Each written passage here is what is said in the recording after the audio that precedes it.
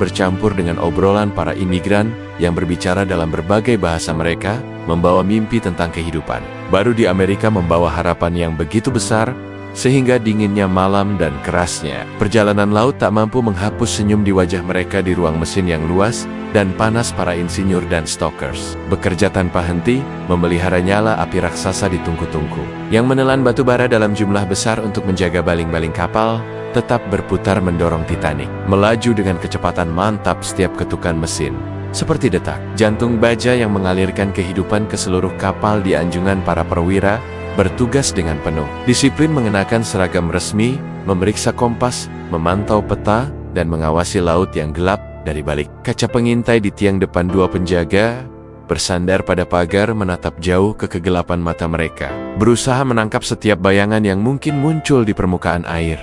Malam itu laut begitu tenang, sehingga tidak ada ombak besar. Hanya suara lembut air yang terbelah oleh haluan kapal di kejauhan garis tipis. Cakrawala memisahkan hitam pekat laut dengan hitam pekat langit. Perbedaan keduanya hanya bisa dibaca oleh mata yang terlatih. Titanic melaju anggun seolah tak tersentuh oleh kekhawatiran manusia manapun. Semua di atas kapal merasa aman, bahkan sombong, karena mereka berada di atas kapal yang diyakini tak akan pernah tenggelam. Di kabin, Kapten Edward Smith sedang beristirahat setelah memastikan semua berada dalam kendali. Ia adalah pria berpengalaman dengan puluhan tahun mengarungi samudera, namun malam itu ia juga larut dalam keyakinan bahwa kapal ini adalah pencapaian tertinggi teknologi laut yang tak mungkin dikalahkan di berbagai sudut. Kapal, suara obrolan pelan bercampur dengan dentingan gelas tawa sesekali meledak, lalu menghilang di bawah angin. Para penumpang tak tahu bahwa ribuan mil dari daratan malam itu, samudera menyimpan kejutan yang diam-diam mendekat, dibawa oleh arus dan dinginnya. Kutub utara, bongkahan gunung es raksasa, mengapung tak terlihat di jalur yang akan dilalui Titanic.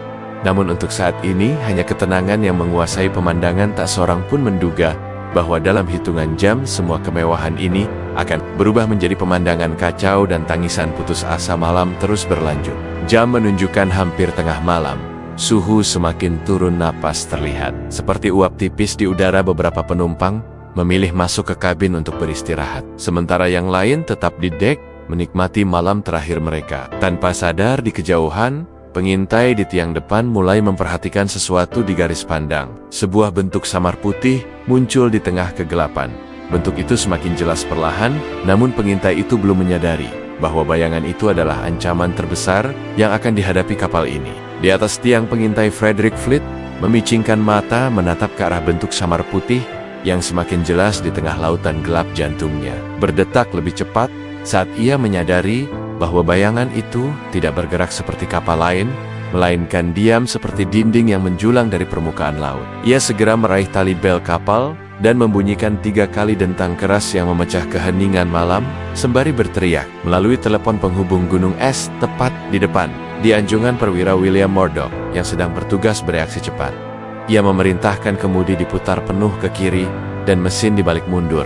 Namun jarak sudah terlalu dekat. Titanic melaju dengan kecepatan tinggi, sekitar 22 knot, dan tubuh raksasa baja itu terlalu besar untuk berbelok tajam. Dalam hitungan detik, haluan mulai menyimpang sedikit ke kiri, tetapi sisi kanan kapal justru menyapu pinggiran gunung. Es, suara dentuman berat bercampur derit baja yang disobek bergema di seluruh kapal. Suara itu seperti lengkingan jeritan panjang yang merayap dari dasar laut ke dek paling atas. Gunung es yang membeku selama ribuan tahun itu merobek lambung. Titanic di beberapa kompartemen bawah air mulai menyembur masuk dari celah yang terbuka di ruang mesin. Para stokers dan insinyur berteriak mencoba menghindar dari semburan air. Sedingin es yang menghantam mereka bagaikan ribuan pisau dingin. Kapten Smith yang terbangun oleh hentakan keras segera menuju anjungan. Wajahnya tegang namun tetap tenang. Ia bertanya cepat kepada Murdoch apa yang terjadi, dan mendengar jawaban singkat. Kami menabrak gunung es. Perintah langsung diberikan untuk menghentikan kapal dan memanggil perancang kapal, Thomas Andrews, untuk memeriksa kerusakan. Andrews turun ke bagian bawah kapal bersama beberapa awak membawa lampu dan peta kompartemen. Langkah mereka bergema di lorong-lorong sempit yang kini mulai berisi air. Ketika kembali ke anjungan, wajah Andrews pucat. Ia menjelaskan kepada kapten bahwa 4 kompartemen depan telah kemasukan air, dan kompartemen kelima juga mulai terisi. Ia menatap mata kapten dan berkata pelan namun tegas, kapal ini akan tenggelam meski Titanic memiliki sekat kedap air yang canggih. Desainnya tidak mampu menahan kebocoran di lebih dari 4 kompartemen. Sekaligus Kapten Smith terdiam beberapa detik sebelum memerintahkan awak untuk mulai menyiapkan sekoci, namun ia tahu bahwa sekoci yang ada tidak cukup untuk menampung lebih dari 2.000 orang di atas kapal di dek penumpang. Kebanyakan orang tidak menyadari bahaya. Mereka hanya merasakan hentakan dan sedikit getaran, lalu melihat lampu kapal tetap menyala, sehingga mengira semua baik-baik saja. Sebagian bahkan keluar ke dek untuk melihat bongkahan es yang berserakan di sisi kapal. Anak-anak memungut pecahan es sambil tertawa, tidak sadar bahwa potongan-potongan itu adalah peringatan dari bencana yang akan datang perlahan.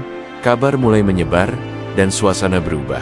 Beberapa penumpang mulai bertanya-tanya mengapa mesin berhenti dan mengapa para awak berlarian. Membawa perlengkapan di ruang radio, operator Jack Phillips dan Harold Bright menerima perintah untuk mengirim sinyal SOS ke kapal-kapal terdekat mereka, mengetik dengan cepat menggunakan telegraf Marconi, mengirim pesan CQD, dan kemudian SOS, berharap seseorang cukup dekat untuk datang menyelamatkan. Waktu terus berjalan, dan suhu semakin turun. Angin membawa hawa dingin yang menusuk tulang laut di sekitar. Kapal kini berkilauan di bawah cahaya bintang. Namun di bawah permukaan ribuan ton air mulai menekan lambung. Titanic membuat kemiringan nyaris tak terlihat tapi perlahan meningkat. Kapten Smith memerintahkan semua awak untuk membangunkan penumpang dan mengarahkan mereka ke dek. Sekoci sambil tetap tenang agar tidak menimbulkan kepanikan. Para awak mengetuk pintu kabin kelas 1 dengan sopan, meminta penumpang mengenakan jaket pelampung dan membawa mantel tebal. Sementara di kelas 3 para penumpang dibangunkan dengan suara tegas. Beberapa masih mengantuk dan bingung mengapa mereka harus keluar di tengah malam yang begitu dingin. Musik orkestra mulai memainkan lagu-lagu ringan untuk menjaga ketenangan. Namun di balik nada-nada itu, mata para pemainnya mulai memantulkan kekhawatiran. Di dek atas, sekoci-sekoci mulai diturunkan. Satu persatu awak memanggil wanita dan anak-anak terlebih dahulu. Namun banyak yang ragu untuk naik karena tidak percaya kapal akan tenggelam. Mereka melihat Titanic masih tegak megah dan berpikir lebih aman tetap di dalam kabin. Beberapa bahkan tertawa kecil, menganggap ini hanya latihan keselamatan. Awak harus membujuk bahkan memaksa beberapa penumpang naik ke sekoci. Sekoci pertama yang diluncurkan hanya berisi separuh kapasitasnya. Di bawah dek penumpang kelas 3 mulai merasakan air masuk ke lorong-lorong. Kaki mereka basah hingga mata. Kaki beberapa mencoba menuju dek atas, namun pintu-pintu tertutup dan dijaga untuk mencegah kerumunan di ruang. Radio Jack Phillips terus mengirim sinyal SOS. Tanpa henti, tangannya pegal, matanya pedih, namun ia tetap berharap kapal terdekat seperti Karpathia dapat menerima pesan itu. Di ruang mesin, para insinyur bekerja mati-matian menjaga lampu dan pompa tetap menyala, meski mereka tahu kesempatan untuk selamat hampir tidak ada. Di dek sekoci nomor 6 diturunkan dengan Molly Brown di dalamnya. Bersama beberapa wanita lainnya, ia berusaha memberi semangat pada penumpang lain, sambil memastikan mereka mendayung menjauh dari kapal. Di kejauhan permukaan laut terlihat tenang, namun udara semakin dingin menusuk ke tulang, membuat napas berubah menjadi kabut putih. Di setiap helaan penumpang yang tersisa di dek mulai menyadari seriusnya keadaan. Ketika bagian depan kapal mulai miring beberapa derajat, lampu-lampu tetap menyala. Namun bayangan mulai bergeser, membuat semuanya terasa tidak stabil. Orkestra berganti memainkan lagu yang lebih hikmat, sementara awak terus bekerja cepat, menurunkan sekoci demi sekoci, walaupun sebagian tetap meninggalkan dek dengan kursi kosong. Karena penumpang enggan meninggalkan kapal, angin malam semakin menusuk seperti ribuan jarum es yang menembus kulit. Sementara dek kapal yang biasanya penuh canda tawa, kini dipenuhi wajah pucat ketakutan. Teriakan awak memanggil wanita dan anak-anak bercampur dengan isak tangis, serta suara gesekan katrol saat sekoci diturunkan. Kemiringan kapal semakin terasa. Lantai seperti condong membuat langkah gontai para penumpang menjadi lebih sulit. Di sisi kanan kapal, beberapa sekoci terakhir mulai dilepaskan ke air. Namun gelombang kecil yang terbentuk akibat pergerakan kapal membuatnya bergoyang. Bahaya membuat awak bekerja lebih hati-hati di bawah sana. Di dek kelas 3 air kini sudah setinggi pinggang orang dewasa, mengalir cepat melalui lorong-lorong sempit dan menyapu barang-barang terapung dari koper hingga selimut. Para penumpang kelas 3 berusaha mencari jalan ke atas, tetapi beberapa terhalang pintu yang terkunci dan hanya bisa berteriak minta tolong. Di dek atas, orkestra tetap memainkan lagu meski jari-jari mereka kaku oleh dingin.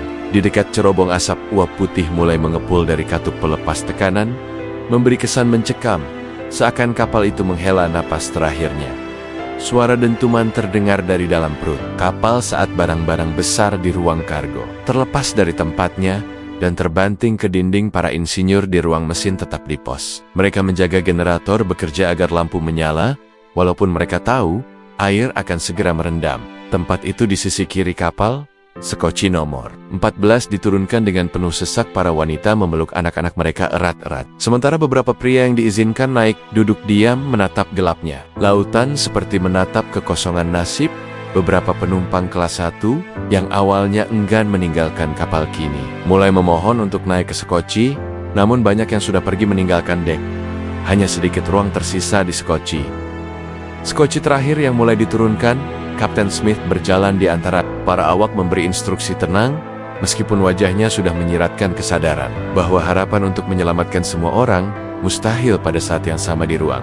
Radio Jack Phillips masih mengetikkan sos, sampai tangan dan punggungnya kaku. Suara dari Karpathia terdengar samar memberi kabar bahwa mereka sedang menuju lokasi secepat mungkin, namun jarak dan waktu menjadi musuh. Besar di anjungan Thomas Andrews terlihat berdiri memandangi lambung kapal yang miring, lalu melangkah perlahan ke arah ruang pertemuan kelas 1, menatap sekelilingnya. Seolah mengucapkan selamat tinggal di geladak bawah air, menyembur masuk lebih deras suara bergemuruh. Bercampur derit baja yang semakin parah, dan di kejauhan bintang-bintang tetap berkelip tenang, seakan tak peduli bahwa di bawah cahaya mereka sebuah mahakarya manusia sedang meregang nyawa. Suara teriakan kini bercampur dengan jeritan histeris, saat kemiringan kapal semakin tajam membuat banyak orang terjatuh, dan berguling ke arah haluan. Beberapa yang mencoba bertahan, berpegangan pada pagar besi, mendapati tangan mereka mulai terpleset karena embun beku dan es yang menempel di permukaan di dekat cerobong. Asap-asap hitam tebal mengepul. Sekali lagi dari katup pelepas tekanan uap terdengar. Bunyi gemuruh dari dalam perut kapal ketika sekat-sekat kedap air mulai jebol satu persatu. Air memancar deras memenuhi ruang-ruang yang tersisa. Lampu-lampu mulai berkelap-kelip, memberi tanda bahwa generator listrik tidak akan bertahan lama di dek atas Sekoci terakhir nomor 2 dan 4. Akhirnya diturunkan sebagian dengan cepat meluncur menjauh dari kapal, namun beberapa penumpang yang tertinggal mencoba melompat ke laut, berharap berenang ke arah Sekoci, namun suhu air yang nyaris beku segera melumpuhkan tubuh mereka. Titanic kini berada dalam posisi hampir tegak. Lampu-lampunya padam sesaat, lalu menyala lagi redup, sebelum akhirnya padam total meninggalkan siluet raksasa gelap yang menjulang di tengah malam. Beberapa orang di bagian belakang kapal berusaha memanjat pagar untuk menghindari jatuh ke laut, namun gaya gravitasi memaksa mereka merosot ke arah haluan. Terdengar ledakan keras dari dalam kapal saat tekanan air menghancurkan sekat terakhir, lalu seluruh bagian depan kapal menghilang di bawah permukaan air, menarik bagian belakang ke udara hingga hampir lurus tegak. Orang-orang yang masih bertahan di buritan kini memegang erat apapun yang bisa mereka raih, sementara di bawah mereka laut yang gelap seperti jurang tanpa dasar menunggu. Dalam hening yang mematikan, orkestra telah lama berhenti memainkan musik dan para anggotanya hilang di antara kerumunan atau tersapu arus air. Di tengah kekacauan itu terdengar suara baja berderit dan patah diikuti percikan api singkat, lalu tubuh kapal pecah di antara cerobong ketiga dan keempat, memisahkan bagian buritan yang sebentar masih mengapung sebelum perlahan-lahan tenggelam. Bagian belakang kapal mulai mengisi air dan suara raungan ribuan ton baja tenggelam memenuhi malam. Lalu dalam satu gerakan besar, seluruh sisa Titanic menghilang di bawah permukaan, meninggalkan hanya riak besar di air yang segera tergantikan oleh keheningan mengerikan di atas permukaan. Hanya sekoci-sekoci yang terapung berjauhan dengan lampu kecil atau suara yang samar-samar berkelip. Teriakan orang-orang di air menjadi paduan. Suara yang memilukan terdengar memohon, memanggil nama orang yang mereka cintai, atau sekadar berteriak minta tolong. Namun dinginnya air membuat suara itu perlahan melemah satu persatu, sampai akhirnya hanya suara ombak yang tersisa. Di atas permukaan laut yang kembali tenang, hanya diterangi cahaya samar bintang-bintang. Sekoci-sekoci yang sudah berjarak dari lokasi tenggelamnya Titanic mulai mendengar jelas suara rintihan dan jeritan dari ratusan orang yang kini berjuang di air. Sedingin es, beberapa awak dan penumpang di Sekoci saling pandang, dihadapkan pada keputusan pahit. Apakah mereka harus kembali menyelamatkan atau bertahan menjauh? takut Sekoci terbalik atau diserbu. Oleh yang putus asa, suara-suara di air terdengar semakin lemah. Setiap menitnya tubuh-tubuh mulai mengapung tanpa gerak, sementara napas putih dari mulut yang tersisa semakin jarang. Beberapa Sekoci memutuskan untuk kembali, salah satunya dikomandoi oleh Harold Lowe yang mengatur agar Sekoci terdekat bergabung sehingga cukup ruang untuk mengambil yang masih hidup. Namun, ketika mereka sampai kebanyakan sudah tak lagi bergerak. Hanya beberapa yang berhasil diangkat dalam keadaan setengah sadar dan tubuh kaku oleh hipotermia di tengah itu. Sekoci nomor 6 dengan Margaret Brown, yang kemudian dikenal sebagai The Unsinkable Molly Brown, berusaha menenangkan para wanita dan anak-anak sambil membagikan selimut dan mengatur barisan dayung di kejauhan. Lampu kecil milik Sekoci nomor 2 dan 4 berkelip. Seperti kunang-kunang di samudera gelap, waktu berjalan lambat, udara dingin memotong kulit dan menggerogoti semangat, hingga akhirnya, sekitar 2 jam kemudian, titik cahaya di cakrawala mulai terlihat perlahan membesar, menjadi siluet kapal penyelamat Karpathia yang bergerak menembus lautan beku, menghampiri Sekoci satu persatu. Nahkoda Karpathia Artorostran yang telah mengubah haluan begitu menerima sinyal SOS, memerintahkan seluruh kru untuk mempersiapkan selimut sup panas dan perawatan darurat. Bagi para korban yang akan diangkat, suasana di dek Karpathia hening, namun tegang saat mereka mulai menarik. Sekoci pertama, orang-orang yang selamat diangkat. Satu persatu beberapa menangis histeris, beberapa hanya menunduk diam, tidak sanggup berkata apa-apa. Di antara mereka, ada yang memanggil nama anggota keluarga yang tak pernah menjawab. Di tengah proses penyelamatan, malam masih pekat dan laut tetap sunyi, seolah seluruh samudra Atlantik menyimpan rahasia kelamnya sendiri.